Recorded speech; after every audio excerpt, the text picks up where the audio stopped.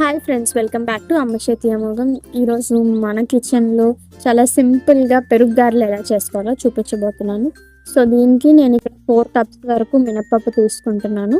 మినపప్పు ముందు రోజు రాత్రే కడిగేసి నానబెట్టుకోండి. లేదు అని అనుకుంటే కనీసం ఒక 6 to 7 hours వరకు నానబెట్టుకోవాలి.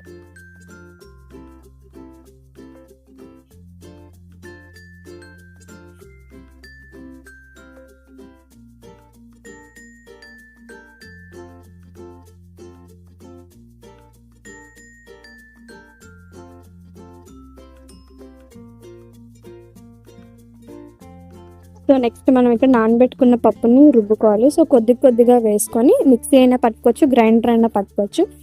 పప్పు రుబ్బినప్పుడు మరీ గట్టిగా రాయిలా రుబ్బద్దు, అలా అని చెప్పి చాలా లూజ్గా కూడా రుబ్బద్దు.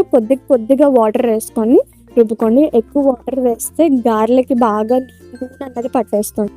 సో మీకు ఇక్కడ పిండి పర్ఫెక్ట్ టెక్స్చర్ వచ్చిందా లేదా అనేది చెక్ చేసుకోవడానికి ఒక బౌల్లో వాటర్ వేసి కొద్దిగా పిండి ముద్ద వేసి అది పైకి ఫ్లోట్ అయితే పర్ఫెక్ట్ టెక్స్చర్ వచ్చిందని అర్థం.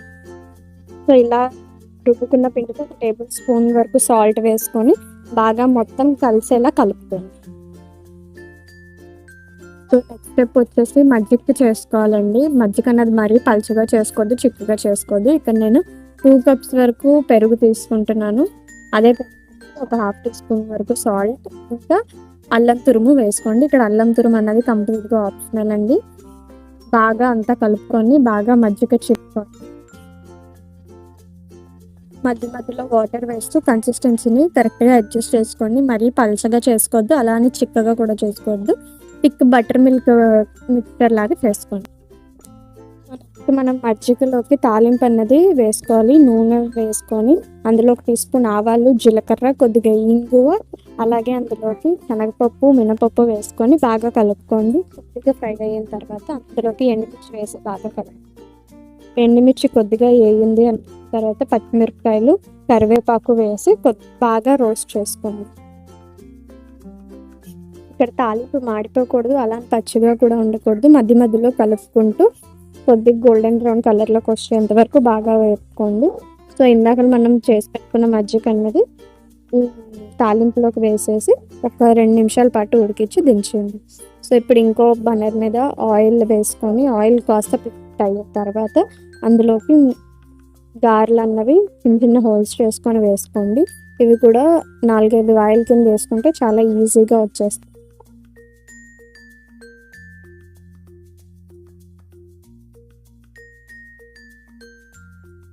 సో మధ్యలో చూపిస్తున్నట్టుగా తిప్పుకుంటూ వేసుకోండి.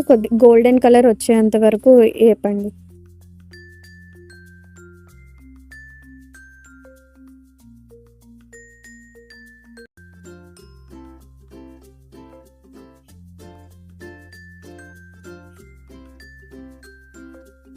చూసారు కదా, ఇలా గోల్డెన్ కలర్ వచ్చేంత వరకు వేపి గారెలన్నీ నూనె కిందకి లాగినంత వరకు ఉంచి సైడ్కి పెట్టుకోండి.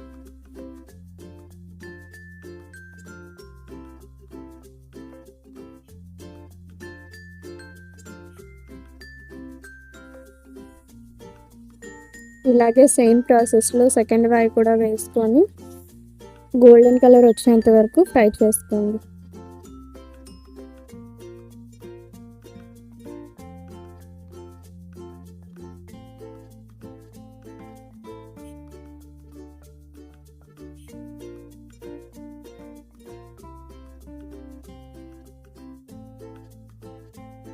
సో మనకి ఇక్కడ నెక్స్ట్ స్టెప్ వచ్చేసి ఇందాక మనం ఫ్రై చేసి పెట్టిన గారెలన్నీ మనం మజ్జిగలోని వేసుకొని కనీసం ఒక 1/2 గంట సేపు వరకు నానబెట్టుకోండి. 1/2 గంట సేపు నానబెట్టుకున్న తర్వాత మీరు తీస్తే చాలా స్పాంజీగా, ఫ్లఫీగా వస్తాయి.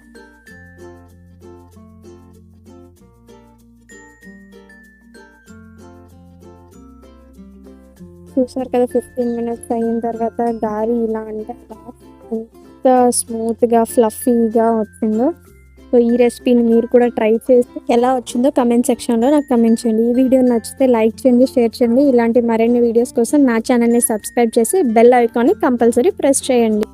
Thank you for watching.